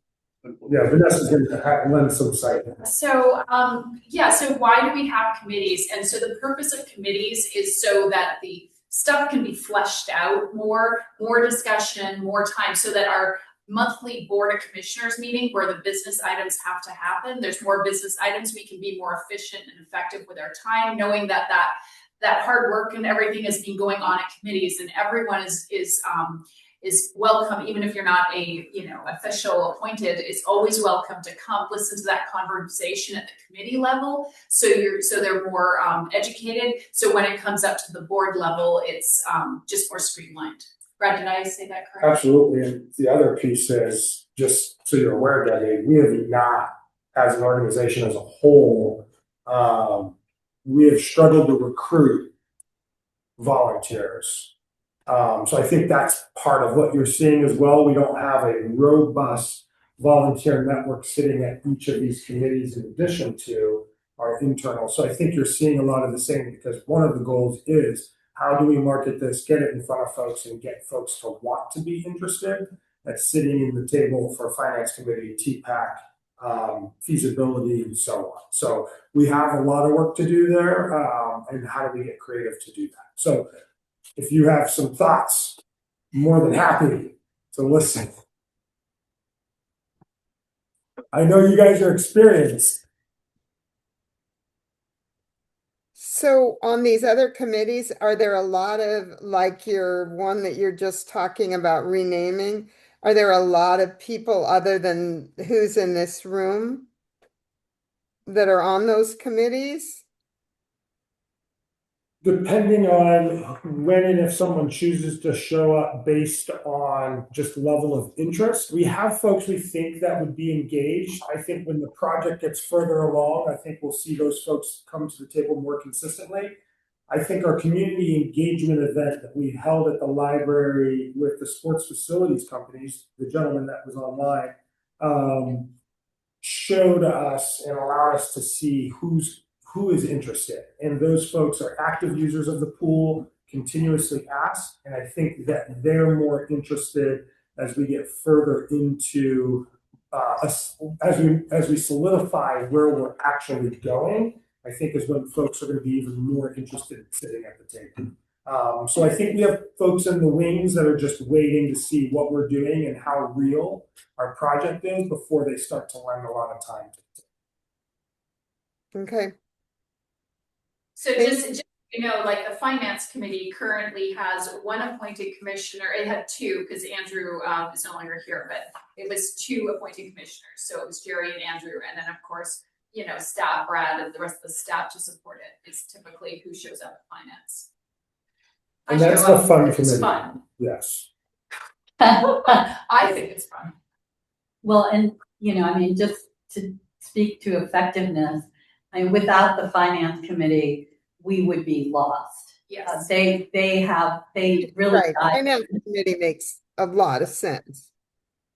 Yeah, and I think that because of where we are with the grants and and the improvements, that having the current feasibility committee, which is ad hoc, was just kind of put together, change into a capital development committee for longer term, and then at some point that could get turned into yet another different type of committee. So, you know, it's and Brett is correct as far as not having a lot of volunteers. It's just been a challenge. But regardless, we'd always have commissioners sitting on these committees as to oversee. Which is actually a model that you took from the city. Yeah. So our city commissioners also serve on several committees. Okay. Just curious. It's okay. Thank you. Because it's good to hear the question, and it allows us to kind of mentally work through it as well. So thank you for bringing that up. Well, I also think the less people you have involved, you're not going to hear a lot of different voices, which is super important.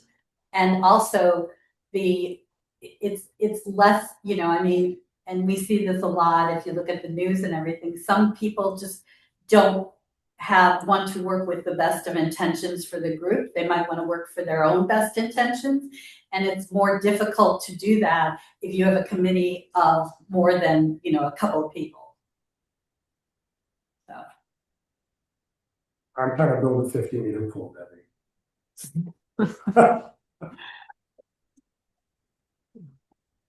Oh. Okay. Well, I guess my only thing that I was kind of questioning on it was, which I do want to see a feedback on there, but just the wording for it would include, we have that differently. Are you concerned that if no one wants to volunteer, that it becomes a requirement? I mean, it is would, so it's not a shall, but. I think that's a discussion in like the TPAC bylaws to make it clear that it would be an appointed person or however versus a volunteer. It's a great question. Yeah. That's But then we have to have. Is there better language is what you're saying to say one TPAC member has? what about one TPAC member parentheses recommended? Yeah. Or Preferred.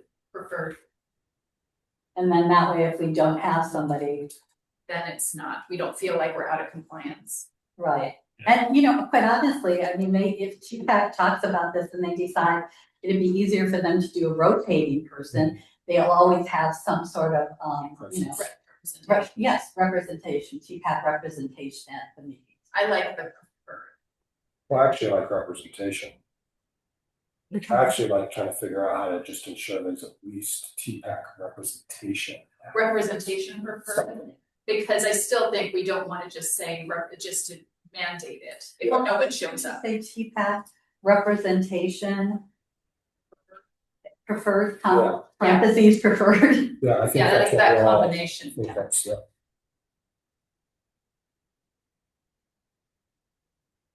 So one TPAC member, I wouldn't use one. It's just gonna be- just a TPAC member. TPAC representation. TPAC representation. And preferred in parentheses. Try and make a note. I like that. It allows for that rotation based on availability, flexibility. Well, it's then, it also isn't like really forcing and saying, oh, you guys have to figure out somebody you want to be here. Because it's gonna be really hard, so what we seem to be currently do now is a lot of the feasibility stuff is going to TPAC. But if we have the TPAC representation on the SCDS committee, then they can report back and not have to have that kind of bridge unless it's, like a big decision or something like that. Okay, that's helpful.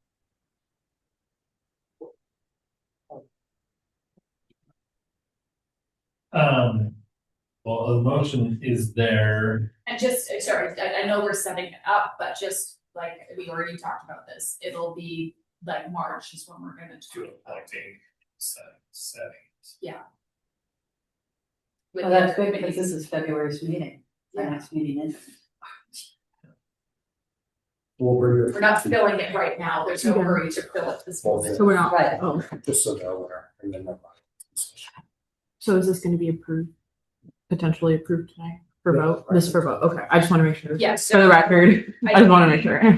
Ellen made the motion and seconded. Yes, I got that, and then you guys just need to take I got the discussion and then I have the edit with TPAC representation, parentheses, preferred.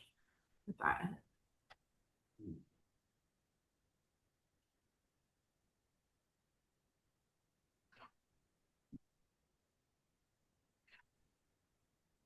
So I'm just running. No. Gosh, it was so much. So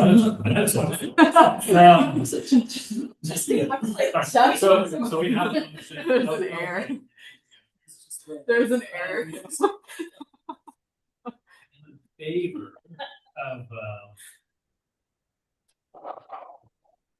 converting the ad hoc feasibility study steering committee to a standing capital development committee. With the edited changes to the TPAC member to be there. Yeah. Aye. Aye. Aye. Motion passes. The new standing capital development committee shall be appointed in March. I'll hang up for now. So I'll just stick around a little bit. Okay. Let us move on to item number 10, Commissioner report out in order of position. Number 1. Other than FSSC, I attended the weekly Seattle Parks Foundation consultant meetings and the finance meeting, which is always fun. I also attended the ARC preliminary meeting on January 30th, 2026, and the TSD Zoom meeting with directors Warren and Papyan and Superintendent Dr. Pedrosa and TSD CFO Amy Fleming on February 6th. I attended a Best Start for Kids grant info webinar today. And I will be attending a Department of Commerce grant webinar tomorrow and an RCO grant webinar on Wednesday to learn more about those opportunities. Lots of fun stuff. But actually, I'm going to say something fun. Last Friday, we were able to see the end of the Foster High School boys swim. Yeah, that was great. Joey was doing our water aerobics, beginning of water aerobics, and so super fun to see. And what was even more fun, our 2 of the boys team joined us after the meet into our class. So we're part of it. They couldn't handle it the whole time. So, It's too much arm work. I did see a staff member hop in last week and I was like, okay, they couldn't handle it either. But yeah, the 2 boys came in. It was really fun. Anyway. So, but it's great to see the kids in the pool. End of my report. Cool. Did you see the touch pads? Do they have touch pads? The what? I don't think they had touch pads. They might have used the plungers. Just curious. That was amazing. We just heard that. Yes, it was very Loud. celebratory. Okay. Okay, so I'm position number 2, and I had a very fruitful, I think, discussion with my nephew, who is a consultant for some sort of urban planning thing. And I was telling him about the pool and what we're doing. And like a day later, he emailed me a bunch of information that he had gotten from his friends and coworkers, including something about credits for aquatics, which I know would save money. So I proceeded to send that right over to Brad and Vanessa. I read every Yeah, line because I I was did like, too. half of this I haven't even heard of. But thank you for sharing. That was interesting. Yeah, More research. so hopefully we will, and he's a nephew who lived, well, he's currently living right now in Oak Park, where they just redid the community thing. And I didn't get a chance to tell him that because he could look into that, like always on some day that they book. So, yeah, that was fun. And I went to water aerobics on Friday with Vanessa and Diane, and that was lots of fun. And mine. That's Everybody's becoming. back in the water. She's been joining us the last few weeks. And I tried to recruit a new instructor. Oh, you did. You tried very hard. She was really good. It was like an aunt working with her nephew. And she, after. I think it was a cousin. I mean, she's young. Oh, right. She's young. Well, she wasn't that. Anyway, it was on Friday, there's like open swim, family swim. Yeah, she was doing it and she was amazing, very attentive. I said, you should be hired. You should talk to Anastasia. She is a water, she's an instructor at Rainier Beach. So it's not, she's not an instructor. Right. Yes. That's in Divine. Okay. Oh, except for I'm planning to go to the school board meeting tomorrow to see if anything is said about the meeting that happened. Vanessa already attended. Yes, Vanessa. And Jerry. Brad, I'm Jerry. Yes. attended. All right. That was fun. Debbie, you're commissioner number 3. Yes, Debbie Russ, Commissioner 3. Yes, so we had a lot of illness and high fevers and limited activity, although otherwise I am sure I would far surpass Vanessa on her list of things that she did. I'd probably have at least triple that many because it sounds like she might have had a free day in that month, but I couldn't do that because I was ill part of it. But what I did do is I went to one of the Foster High School swim meets at Evergreen High School. I got to see what another pool facility looked like and cheer on the Foster. I was very surprised that one of the lifeguards that I know from the pool was there. I think she was maybe a coach for them or something, and that was cool. Saturday, went to the pool in the morning at 9 to see Teresa's Olympics, and Teresa was overwhelmed. I don't know if you guys have the numbers of how many people were there, but I think there was like 30. I've never seen so many people there on a Saturday, and everyone was really enjoying doing the Olympics hockey on the bottom of the pool. That was cool. I also talked to a lot of people a week ago in the water aerobics, just went up to people that I know that drive a ways to come to that aren't in Tequila and ask them about their preference between Foster or the community building, if that would be a big deal. And across the board, everyone got my card and emailed me, and they all said they would prefer to go to the community. Now, these aren't people that are swimming or affiliated or even living in Tukwila. These are people that are driving, and they said for them that would be more convenient and they'd like to have advantage of the other activities. So that's all I did, and I'm sorry I did not even compare to Vanessa, but you know what? I do think that that list was extremely overwhelming. No, you did. Thank you. I think that was an exceptional month. I mean, that seems like more than. It's not a competition. You did great. No, but I love that. I love that feedback that you solicited. That's awesome, Debbie. That's really, it's very interesting. Those business cards are coming to use. Start Just let me know when I gotta order another box, Debbie. As everybody got out of the pool, I handed them a card. The people that like I say, that don't live there, I handed them a card, and then they all emailed me, and I'm like, I just want to know what's your preference, and it was 100% preferred the community center, people that don't live in Tukwila. That's great. That Thank go you. to a water aerobics every single day or every Tuesday and Thursday. Yeah, good info.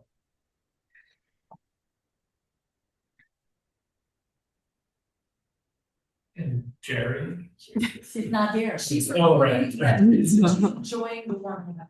I'm not gonna look. She's checking pools out. Well, actually, she's been connecting with grant writers, which is really helpful. She had a brief preview of my grant. So Jerry is. So that's Jerry's report. Report out. I report out, let's see. You've been swimming. It's swimming. I did go hit up finance. That was fun. And then, of course, or feasibility finance. Both sort of in half. I mean, they're both fun. We're changing that. Yeah. We changed. Yeah, I went to one of the second to last ever feasibility. I think it was the last one. No, isn't there one? No, because just swept Now one it's more. capital I know, development. but it's changed already. Oh, yeah. it was. The last But it's changed with no meeting. I think So there's no meeting. Oh, there's still a meeting. Okay. Not that easy. Now, we should have changed, like, we should have been dates on students. Effective, yeah. And then I think, I mean, like, one of the main things that I did that was cool, not cool related, is that I went to my high school swim coach's memorial service last week, which was, of course, always, but it was a very joyous occasion. And in a lot of ways, Scott was also came down for it and stuff. Did they have a done thing? With that, Did they have a yeah, it's like, all right, everybody. Yeah, it was a fundraiser. It was good, but I think the biggest takeaway from it, and I think that I was interested in his son, who's also, which I'm kind of like in contact with, and hopefully more now too, like doing pools because he worked with stuff taking care of Kirkland and trying to get the ones that go with the island. So like the experience with that too and having some more connections. But like he said, like that with his father and the coach, that it was like a perfect analogy for it, but like the ripple effect that one person had in the aquatics community was tremendous. And to go to the thing and know people there and know and people I didn't know, a lot of people I didn't know, but to see the effects of like this person's a coach now, this person became a coach because this person was a coach, and when you see it's between like like Olympia, Shelton, and Bremerton, Everett, and just all around the whole state, and people out in Oregon, and then like Vancouver, just everywhere. That are all these people that have been coaches and have been affected by his starting off of coaching and swim clubs and several years.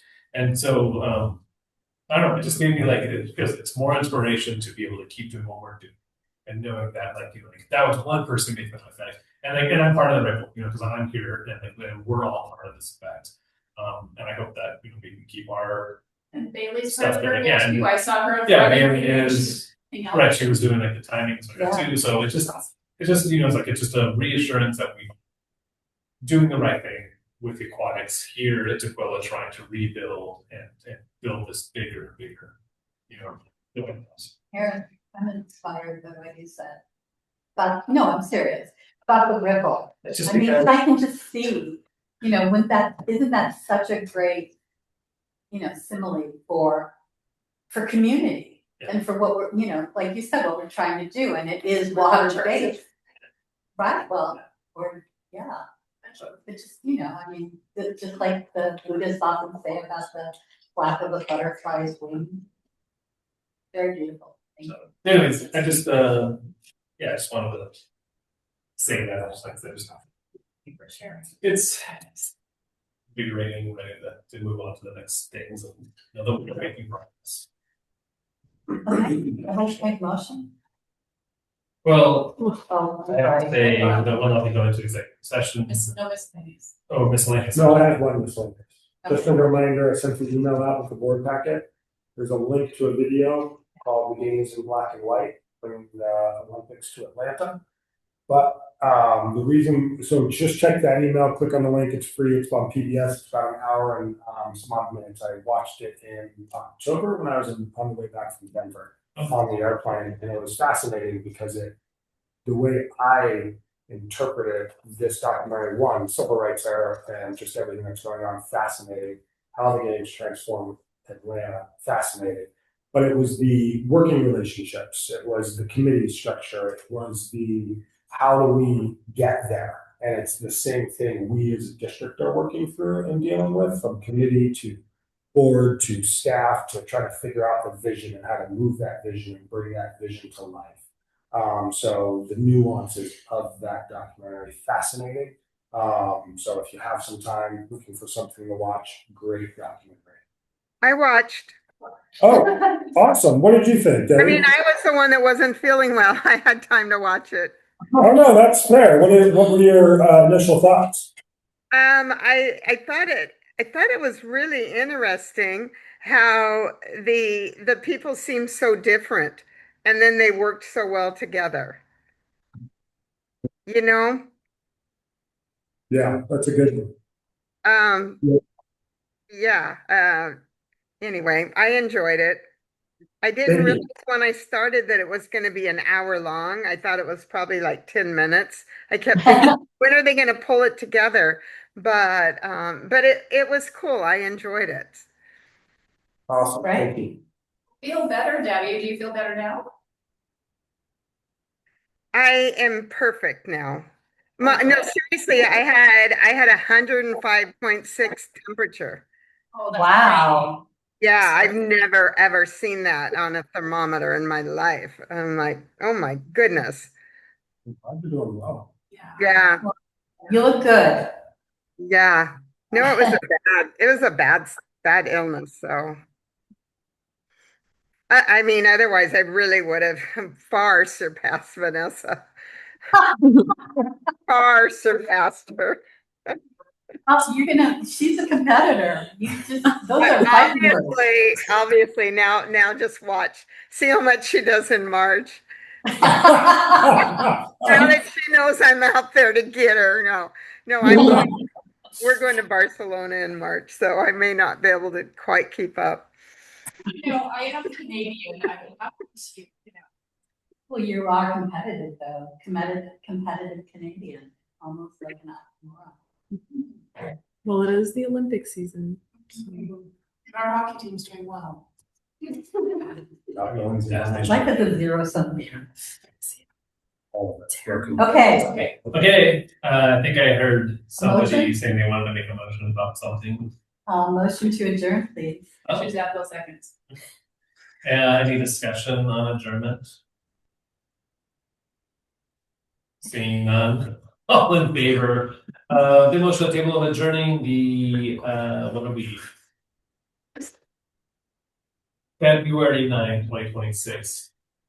BoC meeting at 8:04. I, Say aye. I. Aye. Aye. Motion passes. Meeting adjourned at 8:04. Thank you, Debbie. Thank you, Gabby. Thank you. Okay. Bye, Debbie. Got it. Have a good night. Bye. Did you already call?